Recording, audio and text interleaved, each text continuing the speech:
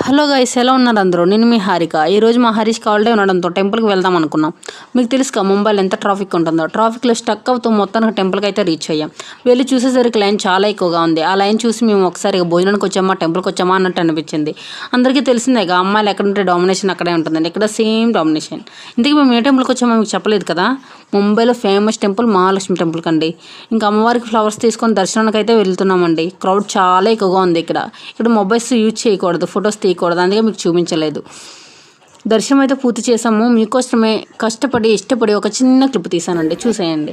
ఇంకా temple back వెళ్తే చూసారుగా, ఇక్కడ ఇలా కాయిన్స్ గోడకు పెట్టి మన మనసులో కోరిక నెరవేరని కాయిన్ అంటించాలి.